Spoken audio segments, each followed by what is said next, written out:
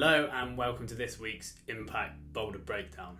This week we're going to be looking at a boulder that's all built around this rose move sequence. We're going to be looking at what a rose move is to start with, and then how we can build that into our boulders as well, and then any lessons that we can kind of take from this forward into our own setting or climbing moving on. Okay, let's get into it. So first of all, what is a rose move? So a rose move is a type of crossover, but instead of crossing over your own arm, you're going to be crossing under your own arm. So the reason it's called a rose is from a really famous route in a crag called Buttes. The route is called La Rosa La Vampire. It's an old school route from the 80s. At the time it was one of the hardest in the world, and it's all actually on manufactured, like drilled pockets. That obviously now is like frowned upon, not really okay anymore, but back in the 80s it was pretty common that outdoor routes would be drilled or manufactured in some way, and this route has this manufactured sequence where you reach high into a pocket and you do this big cross underneath. There's a really famous picture of, I think it's Mark Le Menestral on the first ascent with a rose in his teeth.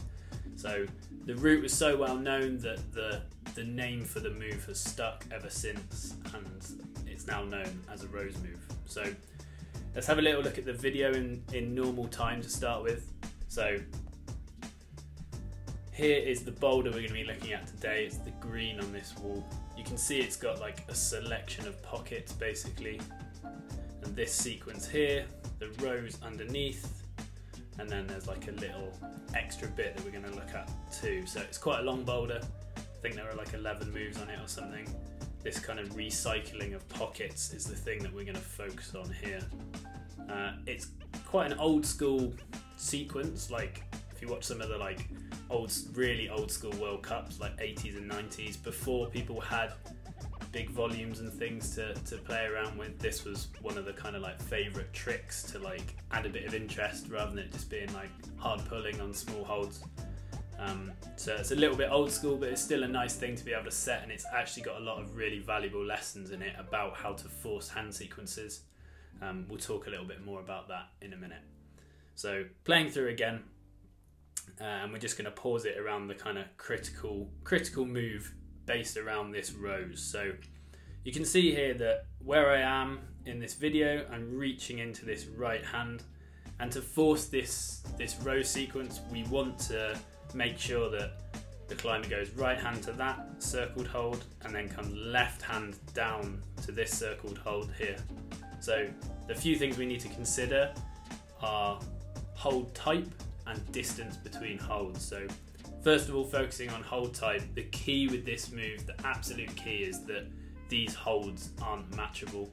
If you've got a matchable hold there, people won't rose through, they'll shuffle a little match and then come back down to that second lower circled hold. So that's why pockets are so useful. So probably the easiest thing to set this move with, because you can have quite a good pocket, but the way it encapsulates your fingers makes it really hard to match. So in this case, it's deep 2-finger pockets, which means that actually the move isn't that hard, because even though you only get 2 fingers in it, they're really good holds. But they're really hard to match. I mean, you probably could if you wanted to swap monos in it, but so much harder than the rose move, which is what we're aiming for here. The second thing we need to think about is distance between holds. So we also need to make sure that, as well as not matching, that people can't stretch past the sequence we're trying to force. So we need to make sure that the distance from that left hand to this pocket is long enough that you can't do the move, do the span between that. You can kind of see in this video that distance isn't huge in this instance, but another way that we've used to make sure people don't do that is that this left hand on the volume here is like a sloping, quite a bad hold. So if that was a massive jug, you might be able to stretch all the way out to that second pocket. The fact that it's a sloping hold means that if you get that far away from it, you're going to lose control and you won't be able to stay on. So playing it through a little bit more now, so we've got this rose move here. Got to make sure that the feet are relatively good, because it's quite strenuous to roll out of these often. And in this case, we've kind of done just like a little recycling sequence. So it could be at this stage that we travel up this way to force that rose move and move back into our sequence. In this case, we've actually done almost like a little down climb with the idea that we need the other hand in this pocket here, and we've put 2 holds down here, down low, to let the climber swap, and then at this point they're back into the correct sequence. They're going to move from this pocket to this central pocket, and then they're back into the correct sequence to move up and right from there. So lots of things to consider with this, but it's a really, really good kind of teaching move to get you thinking about in your setting how to force hand sequences. On the courses that we run, we do a few exercises where we'll give people a move.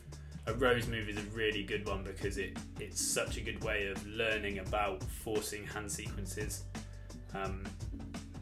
Because the thing is that it doesn't feel natural to do this sort of move, so you really do have to force the climber to do it. But at the same time, it's not necessarily really hard. Like, you watch people climb these boulders and they almost can't do it any other way. They want to match and they can't, so they have to reach through to the next hold. Then they can't match again, so they have to reach through to the next hold. So in a way, it really guides the climber through into doing quite a complicated set of moves, which is really cool. So we just watch it through to the end again. So you can see we've done like 5 moves there to get basically from right hand in that pocket to left hand in that pocket. None of those moves are that hard, there's just quite a few of them. So I've seen a lot of people on this boulder since we set it a couple of weeks ago, and I haven't seen anyone cheat it with anything other than that rose recycling sequence, which is really cool. Okay, thanks very much for watching this week's boulder breakdown. Hopefully that's really useful and you can take some of that forward into your own setting and some of your climbing as well. If you see that in the gym, then hopefully you'll recognise it and know what the route setter meant. If you are interested in learning more about route setting, we're soon to be releasing a set of online courses. There's a link to those in the description at the bottom. If you want to click through there and subscribe, then you'll get notified as soon as they go live, and you'll also get some exclusive discounts.